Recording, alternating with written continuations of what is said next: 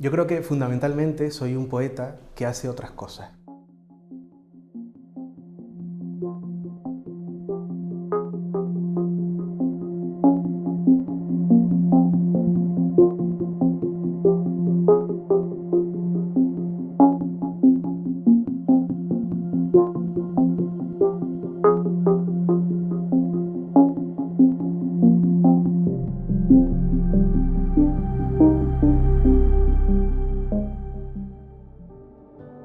Desde muy pequeño me interesé por diferentes lenguajes porque cada historia creo que exige un lenguaje diferente. Por eso mi interés por la poesía, la narrativa, el teatro, el guión de cine.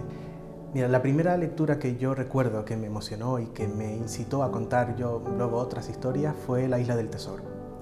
Sé que la leí a los 10 años porque conservo el ejemplar fechado en el año 95 y aquella historia a mí me impactó mucho, sobre todo porque descubrí que la literatura tenía conexiones con mi vida. Un pirata con pata de palo para mí era muy natural porque tengo un tío abuelo en La Gomera que tenía una pata de palo y que desde pequeño me contaba historias. Entonces encontré que la literatura podía contar cosas de mi propia existencia y yo al revés, utilizar la literatura en el buen sentido para contar también mis propias experiencias. Creo que el primer gran faro que a mí me iluminó fue Agustín Espinosa. Después de él vinieron Pedro García Cabrera, Domingo López Torres. Tirando del hilo aparece el Vizconde de Buenpaso, Alonso Quesada. Y hubo un momento en el que yo me interesé por la literatura escrita por mujeres en Canarias y aparece un legado impresionante, el de Pino Ojeda, Pino Betancor, Digna Palou, Ana María Fagundo, Natalia Sosa Ayala. Todas ellas son imprescindibles para mí. A mí la faceta de la edición crítica me interesa muchísimo porque yo vivo de obsesiones.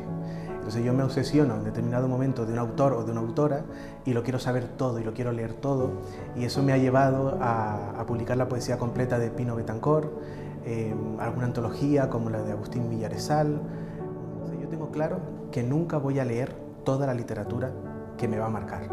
Y probablemente un día me muera con 106 años sin haber leído todo lo que iba a marcarme, porque la literatura es inabarcable. Pero es cierto que ya a estas alturas, sin Virginia Woolf yo no podría vivir, sin Luis Cernuda, sin Olga Orozco. Hay un largo etcétera, Thomas Mann, escritores que influyen en mí, pero no quiere decir que esa influencia luego se traslade a mi literatura. A lo mejor alguien me lee y dice, pues yo no veo un atisbo aquí de Miguel Hernández o de, no sé, o de Antonio Machado. No tiene por qué estar en un sentido explícito, pero sí totalmente implícito. Sí, la banda sonora de todo lo que escribo y de todo lo que vivo es David Bowie, que es el amor de mi vida y está detrás de todo lo que pienso, de todo lo que siento, y eso es una suerte, tener claro cuál es el fondo musical de tu vida, ¿no? Y de tu escritura.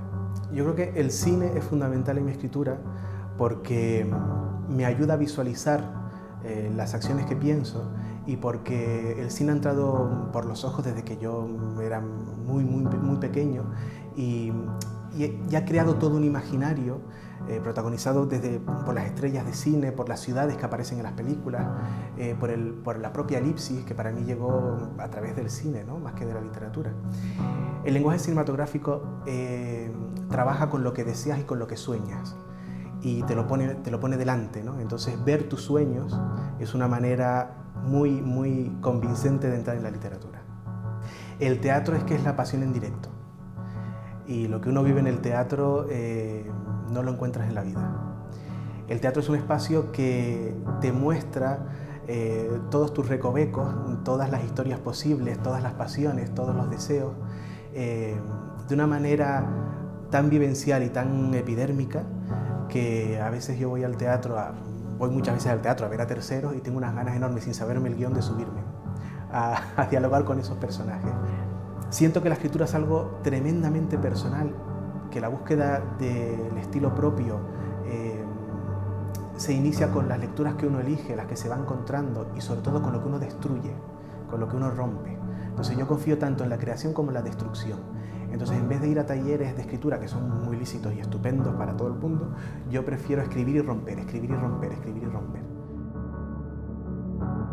Mi educación ha sido totalmente matriarcal.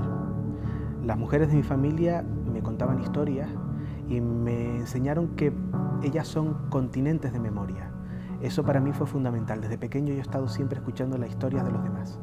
Entonces las primeras grandes creadoras que a mí, o creadores que me influyeron, fueron las mujeres de mi familia, seguidas de mis profesoras del colegio de Tíncer, un lugar así como muy concreto, Colegio Público de Tíncer. Esas maestras fueron imprescindibles, corrigieron mis primeros poemas,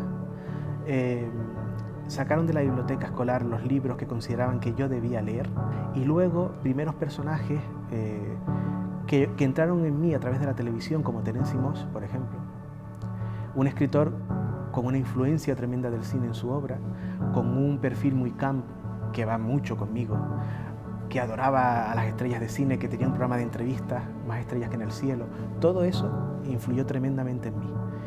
Y luego mi tío Pepe García, que es este tío que tuve con pata de palo, que era un contador de historias tremendo. Entonces cuando ese señor se sentaba sobre una piedra y cruzaba su pierna sobre la pata de palo y me contaba historias de La Gomera que se perdían en el tiempo, me estaba dando un oficio, y eso se lo agradeceré siempre.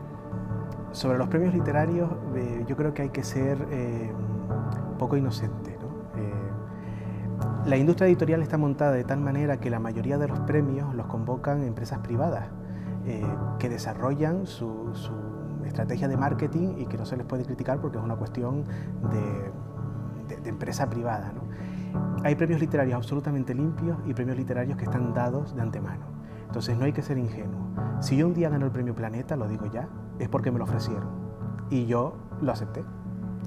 En mi caso, las bibliotecas públicas han sido imprescindibles. La primera gran biblioteca de mi vida fue la biblioteca escolar, porque en mi casa no existía el hábito de la lectura, entonces yo no tenía a mano en casa referentes literarios ni muchos libros que leer, esa es la verdad.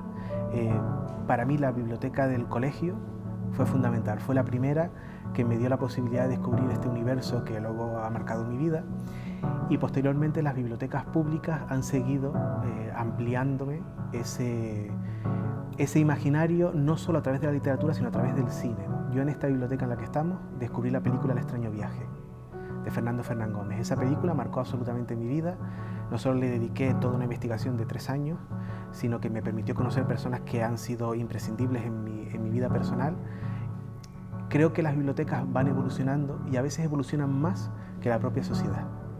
Y lo que le hace falta a las bibliotecas no es otra cosa que el apoyo institucional real que merecen, como espacios donde hay un intercambio cultural, hay un intercambio de diálogo y hay un encontronazo, fíjate lo que te digo, un encontronazo con toda la cultura y con todo el arte. Digo un encontronazo porque uno en la biblioteca creo que vive como en la barra de una discoteca, es decir, que puede pasar a alguien que te guste, algo que te guste, en cualquier momento.